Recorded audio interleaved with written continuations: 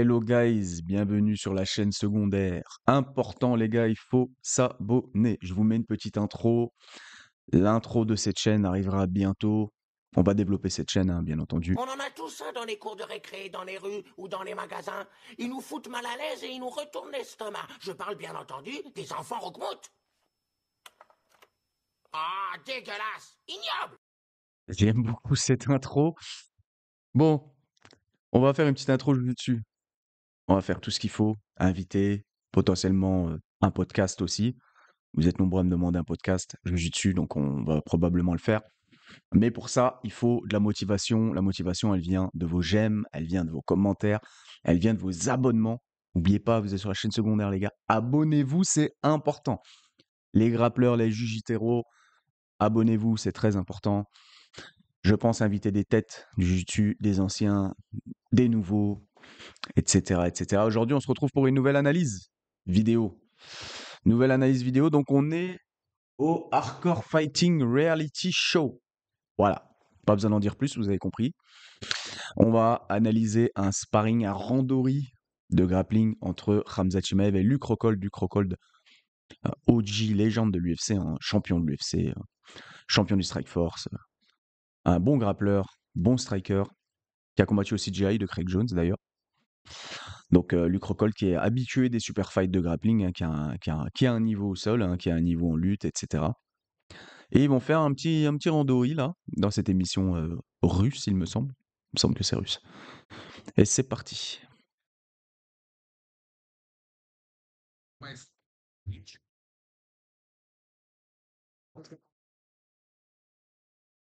Bon, déjà, premier détail, on voit Khamzat en mode tireur de garde. Donc Khamzat qui est assis, garde papillon, Luke Rockhold qui entre dans la garde papillon. Ça, c'est un truc qu'on n'a pas l'habitude de voir. Khamzat qui se met assis. C'est dire comme il prend au sérieux Rockhold.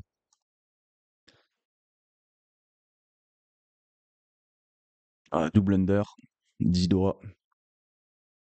S-grip, 10 doigts. Très bien, un papillon.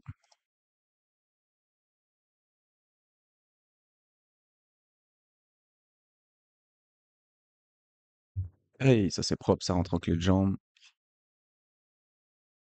Donc Rockhold qui défend bien, mais après l'attaque, elle est pas très.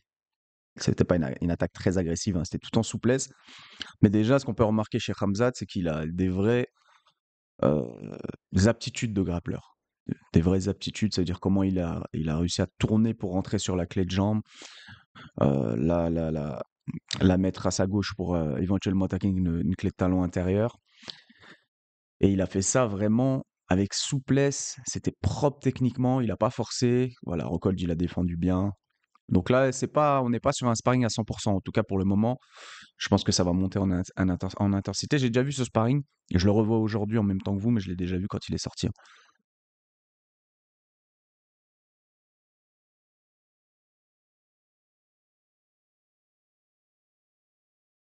Donc Rockhold, bah moi j'aime pas trop ce game-là, hein, quand il y a une papillon en face, de se mettre à genoux comme ça. Je trouve que c'est un peu jouer le jeu. Excusez-moi, je bois mon café, hein, c'est le moment ASMR. Donc je suis pas trop fan de venir se poser comme ça devant la papillon. Je trouve que c'est dangereux, surtout si la personne, bah, si c'est son game. Si tu viens de le take down encore et qu'il a pas le choix de se foutre là, mais ok. Mais Rockhold, le jeu de Rockhold, c'est un mec qui ferme le jeu. D'accord? Donc moi je connais un peu le jeu de Rockhold. Bon, bah c'est un combattant d'MMA, hein, mais c'est un mec qui ferme le jeu. Et quand tu vas attaquer, il va capitaliser sur, les erreurs que tu vas faire, quoi. Il va saisir les opportunités. Bah, il va fermer le jeu en lutte, il va pas trop lutter, il va être très défensif sur tout, en fait, tout bloquer. Si tu places mal ta tête, il va attaquer ta tête, par exemple. S'il peut t'amener au sol, il va t'amener au sol, mais c'est pas un grappleur très, fancy, quoi. Voilà, c'est pas un mec qui va aller chercher des soumissions, qui va beaucoup bouger. Surtout un mec qui va jouer de son physique, c'est un très bon physique, Rockhold. Même si là, c'est un OG, hein, il a passé la quarantaine, hein, Rockhold, je pense. Tranquillement, on va aller regarder ça en même temps que la vidéo tourne.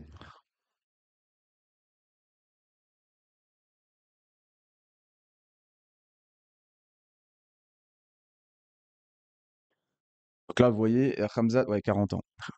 Khamzat qui fait du wrestle up. Wrestle up. Moi, j'aime beaucoup le wrestle up.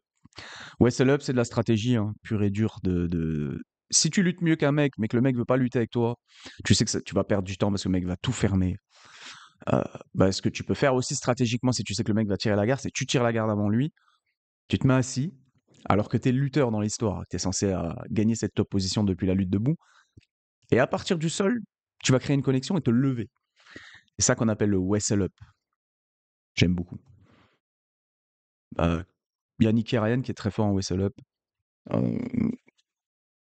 ouais, très fort en wrestle up, Nicky Ryan. Pour ceux qui veulent regarder des techniques un peu sur YouTube, il a drop 2-3 trucs. Voilà, ouais, que Khamzat, il a voulu se relever avec un Russian Kai, avec un 2 sur 1. Contrôle que j'affectionne beaucoup, 2 bras sur 1, qu'on appelle en France le bras extérieur. Donc je remontre.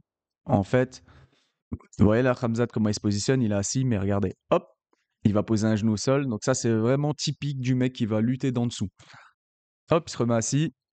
Hop, regardez la position. Ça, c'est pas la posture d'un gardero, c'est vraiment la posture d'un mec qui veut lutter par en dessous. Et là, il prend son bras extérieur. Bon, ça tourne vraiment light, hein. Bah, Rockhold, voilà, ouais, c'est propre ça. On va analyser ça, hein. Je sais plus qui me disait dans les commentaires, tu devrais laisser la vidéo tourner, commenter. Bah non, les gars, faut que je vous décrive un petit peu ce qui se passe.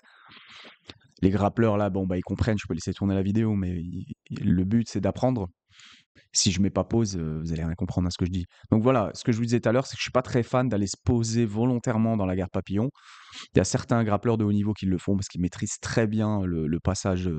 Ils savent comment gérer une papillon, donc ils vont aller se poser comme ça, mais ça n'a pas l'air d'être tant le cas de Rockhold. Pourquoi? Bah, parce qu'il laisse à chaque fois Khamzat mettre tranquillement son double under.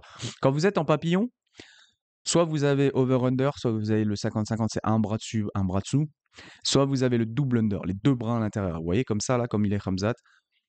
Bah, Rockhold, le but quand il vient se poser à genoux devant la garde papillon de Khamzat, c'est de pas le laisser faire ça. Et c'est pour ça que je vous dis que c'est pas top ce qu'il fait, parce qu'il vient se poser, mais Khamzat, ça fait 2 fois qu'il rentre tranquillement. Et à partir du double under, il va venir se mettre en demi-garde. Regardez, hop, là, il vient se mettre en demi-garde. Et il va faire un renversement sur sa gauche, Khamzat.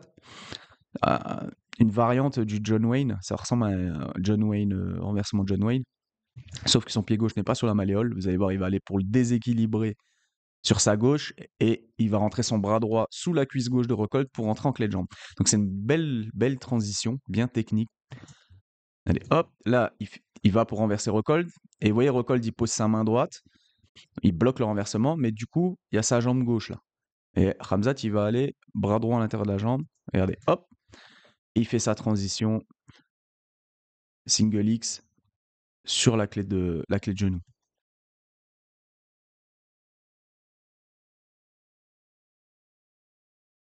Donc là, il y a plein de solutions pour Khamzat. Il peut mettre sa tête de l'autre côté, rouler sur ses épaules pour réattaquer la jambe. Il peut attaquer avec les talons intérieurs.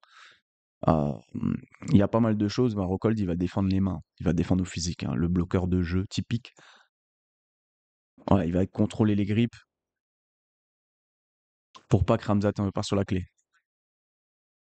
Voilà, là, je pense que Khamzat peut rentrer en clé de talon. Ouais, pas très bien.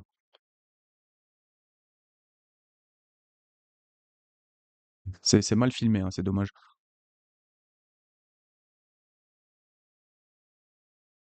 Voilà, le but, Rockhold, vous voyez, il tire son propre pied. Parce qu'il veut re-rentrer son pied à l'intérieur. Parce qu'il est pris en saddle, en fait. La position que je vous expliquais dans la dernière vidéo avec Gordon Ryan.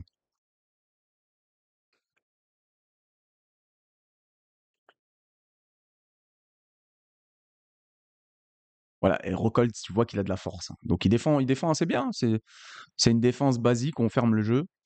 C'est une position qui est très dure à défendre. Donc il tient sa propre jambe. Et voilà, Rockhold, il est costaud, hein. Il est costaud. Ça a été un middleweight toute sa carrière. Voilà, c'est un mec qui doit avoir beaucoup de force, hein. C'est pas un mec, tu lui prends sa jambe comme ça facilement.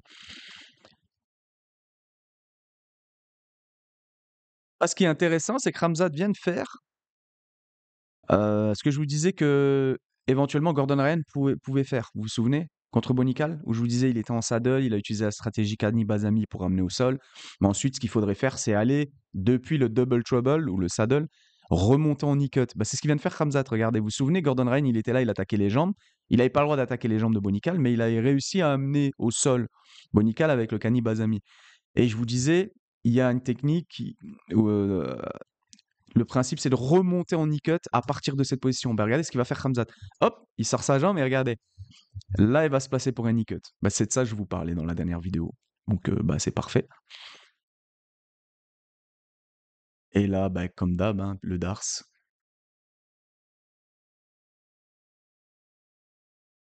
Donc là, il va pour travailler le Dars et vous allez voir que Luke Rockhold, bon, pour ceux qui suivent le MMA, c'est un peu la défense qu'a fait Arman Saroukian contre Oliveira. C'est l'homme mort. Il va mettre sa main gauche à l'intérieur de son ischio pour éviter que Khamzat, en fait, quand il y a un Dars, quand vous faites un Dars ou un Anaconda, en fait, le but, c'est de coller votre épaule. Le mec va coller votre épaule à votre oreille et vous allez boucher une carotide avec votre propre épaule. Et en mettant sa main en bas dans l'ischio, il sépare son oreille de l'épaule, en fait, Rockhold. Donc, Rockhold, c'est typiquement ce que j'aime pas dans son grappling, c'est qu'il est très défensif, il n'est pas contre. Je veux dire, quand on vous attaque, il y a deux dynamiques. Il y a la dynamique où je défends et il y a la dynamique où je peux directement contrer ce que tu essayes de faire. Rockhold, c'est vraiment le mec qui ferme le jeu, qui contre. Bah, c'est comme ça, c'est dans sa formation. Hein, voilà, c'est comme ça qu'il a appris le jiu-jitsu. Et c'est un bon grappleur, hein, Rockhold, attention. Donc là, hop, regardez, vous voyez sa main gauche? C'est sa propre main que vous voyez sous l'ischio, là, à gauche. Et là, bah, du coup, c'est presque impossible pour Khamzat d'amener l'épaule de Rockhold à son oreille, hein, de venir fermer, d'amener son épaule à sa carotide. Et là, il va faire une transition vers le dos. Hop, propre. Le pied droit entre les jambes. Vous voyez, Khamzat, il met son pied droit entre les jambes. Ça lui permet de jouer sur l'adducteur de Rockhold et le genou gauche devant le ventre, à l'intérieur. Ça, c'est pour prendre le dos. Donc, soit il monte directement pour mettre les crochets, soit il se laisse tomber, il se laisse rouler vers l'arrière. Vous avez vu ce que je viens de vous dire, d'ailleurs? Regardez ce qu'il va faire Khamzat avec son pied droit. Et regardez, hop, vous avez vu comment il tire sur la cheville? Bah ça, en fait, ça joue sur l'adducteur. Sur votre, là, en l'occurrence, le gauche de Rockhold. Et en fait, déjà, ça va obliger le mec à venir avec vous. À venir avec vous, éventuellement, ou ouvrir la tortue de l'autre côté pour mettre directement le crochet. Oh, ouais, c'est mal filmé. C'est dommage, c'est mal filmé. Hein.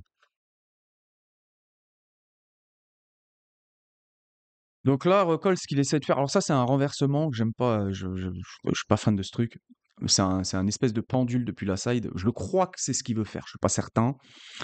C'est pas une soumission, hein, il met sa main là, il va créer un déséquilibre sur l'avant de Khamzat.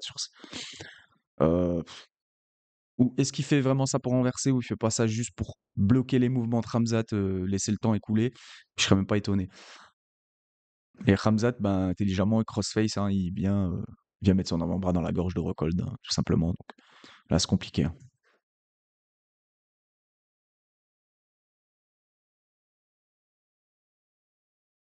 Donc là, Khamzat qui veut isoler le bras de Rockhold, éventuellement pour faire une Kimura. Et Rockhold, assez intelligemment, quand on vous isole le bras comme ça en side, de côté, on vient isoler votre bras. Euh, L'une des bonnes défenses, c'est de rentrer son genou pour venir casser la saisie.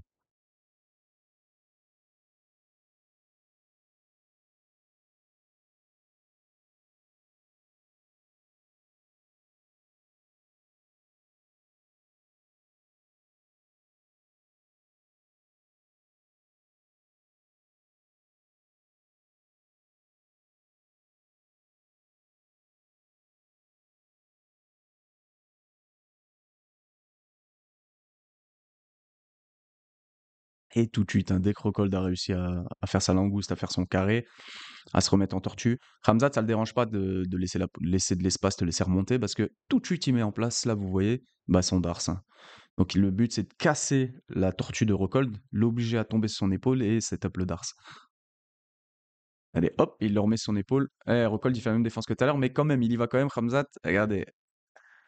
Et il arrive quand même en forçant. Non, il n'arrive pas et il repasse dans le dos. Donc la même chose que tout à l'heure. Donc on voit qu'il est solide, il est quand même solide physiquement, Rockhold. Hein. Et il est complètement largué. Hein. Franchement, il est largué total, Rockhold.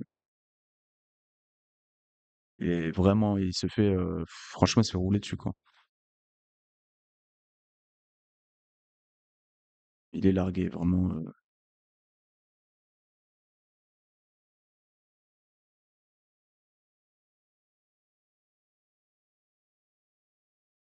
Voilà, c'est ce que j'aime dans le jeu de Ramzat, c'est qu'il est constamment, à chaque fois que tu essayes de défendre, il a une opportunité de soumettre. Là, vous voyez, il a attaqué le dos, Rocold tourne, il a potentiellement un bras-tête. Ici, là, regardez, hop, il va se placer en bras-tête. Un Rocold qui défend bien, contrôle du genou, genou-poitrine, contrôle les mains.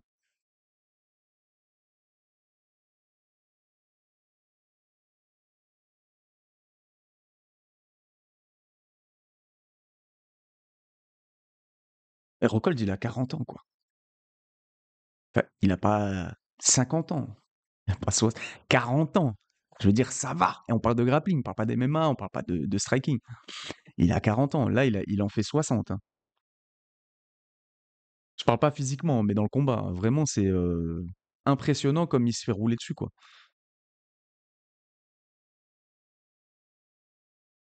La petite clé de bras. Donc là, il y a Rocold qui ponte. Éventuellement, il faudrait qu'il passe son pied droit en dessous de ses fesses pour revenir sur ses genoux pour défendre la clé de bras.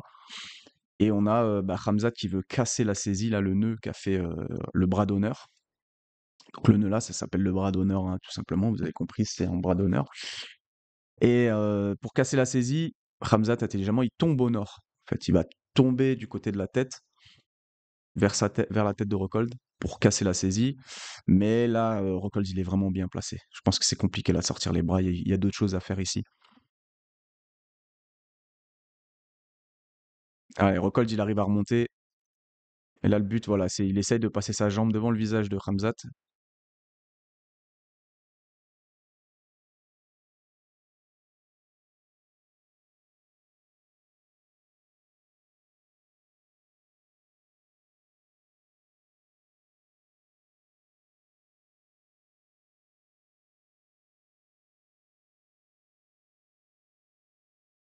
Voilà, il a pas forcé Khamzat parce qu'il y avait des transitions à faire, hein. Ah, c'est fini. Il a vraiment pas forcé. Il a pas forcé. Je suis assez impressionné. Pourquoi? Parce qu'en fait, Khamzat, c'est quand même un spécimen. C'est un spécimen parce que normalement, bon, déjà, sa force, c'est la lutte, on le sait dans le MMA, mais normalement, quand vous voyez son profil, son physique, le jeu qu'il a, la lutte, etc., on ne devrait pas avoir un Khamzat avec ce jeu-là. C'est vraiment un grappleur. Là, en fait, Khamzat, il se comporte vraiment comme un grappleur. Il attaque comme un grappleur, il se place, il contrôle comme un grappleur. Il donne des sorties à Rockhold pour aller sur des soumissions. Là, papillon, il rentre en demi-garde, il fait semblant de renverser, rentre en clé de jambe. C'est vraiment un grappleur. Il sent qu'il perd la clé de jambe, il remonte en knee-cut. Donc c'est vraiment, déjà, c'est un bon grappleur, ça c'est certain que c'est un bon grappleur. Il doit avoir une très bonne condition physique sur ça, sur l'appréhension, et il doit être bien puissant aussi. Donc je pense que c'est vraiment compliqué. Il y a pas mal de détails, là, pas mal de détails où je vais pas, voilà, je vais pas sortir tous les détails, où il y a des détails techniques où il se trompe, où il aurait pu faire d'autres choses. On voit qu'il n'est pas complètement à maturité son jeu au sol. Il n'est pas encore très précis, je le trouve pas très précis son grappling encore. Il fait encore des erreurs. Il fait pas mal d'erreurs sur ses placements, sur ses choix. Voilà, en gros, c'est pas un grappleur de haut niveau encore. C'est pas une black belt de haut niveau, mais ce qui est paradoxal, c'est que dans le sens où je vous dis, c'est pas un grappleur de haut niveau, mais il peut concurrencer un grappleur de haut niveau. Ça veut dire techniquement, son panel technique, il est pas assez grand, il est pas assez. On sent qu'il n'y a pas assez d'années encore de vraiment de grappling de jiu-jitsu. C'est pas son sport, c'est normal aussi, c'est normal. Mais en même temps, on sent qu'il a des vraies aptitudes de grappleur, des formes de corps de grappleur.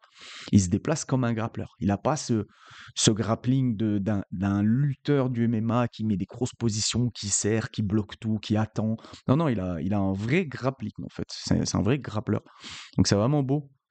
C'est vraiment beau à voir, ça fait plaisir. Et je pense et ça se voit qu'il voilà, il kiffe, hein. Donc je pense qu'il va faire que d'évoluer, ça va être de pire en pire.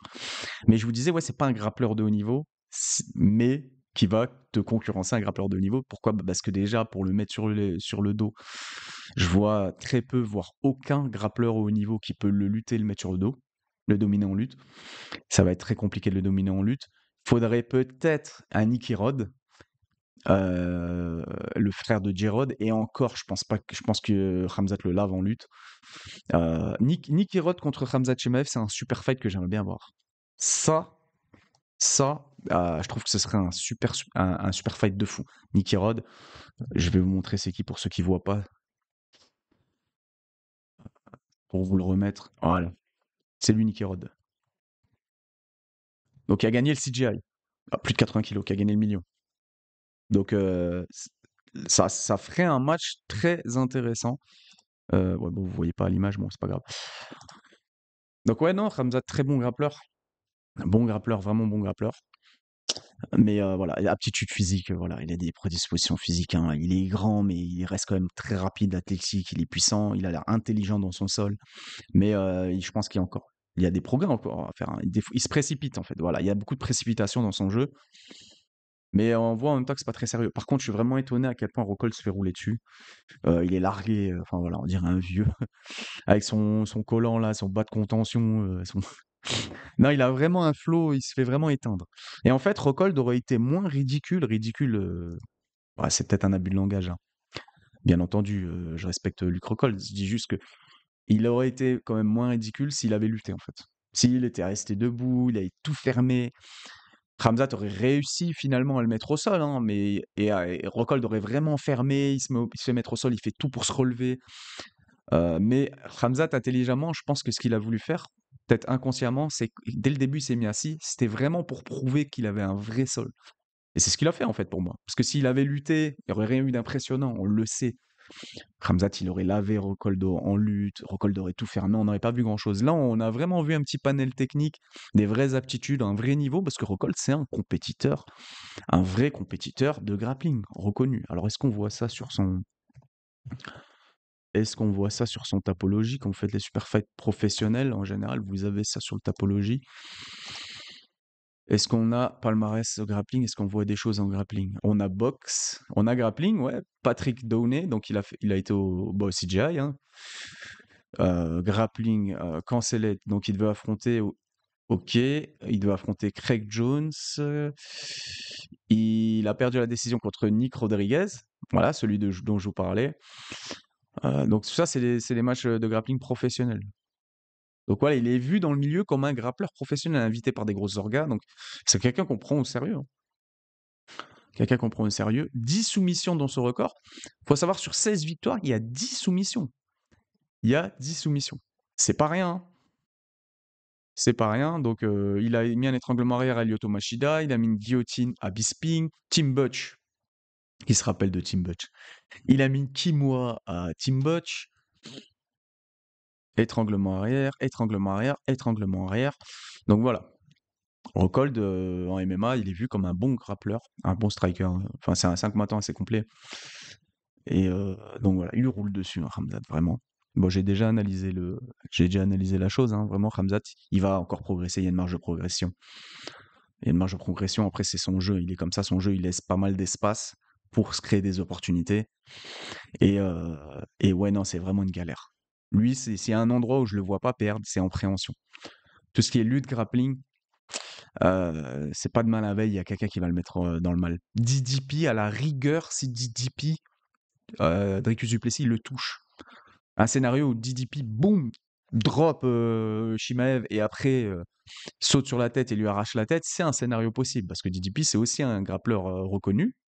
Pas comme Rockhold, mais c'est un mec qui fait des super fights, qui est un bon grappleur et qui a un gros physique à côté de Ramzat. Donc, bref, on en reparlera. On est sur la chaîne Sol. On n'est pas sur la chaîne MMA, désolé les gars. Donc ça va arriver, on va améliorer la chaîne. Intro, etc. Vous inquiétez pas, on va faire ce qu'il faut. Et juste, faites votre part, abonnez-vous, les gars, c'est important, abonnez-vous, mettez un j'aime, c'est important. Mettez un commentaire pour me dire ce que vous voulez voir. Si vous voulez que j'invite des gens, si vous voulez voir des analyses. Je pense analyser le Jiu-Jitsu de Demetrius Johnson, analyser une vidéo de Demetrius Johnson qui a fait sa transition dans le Jiu-Jitsu, qui est à fond dedans, full Jiu-Jitsu, qui a même fait les Masters Black Belt, et qui est devenu un très bon Jiu-Jitsu, qui était déjà un excellent grappleur, un des meilleurs combattants de l'histoire du MMA.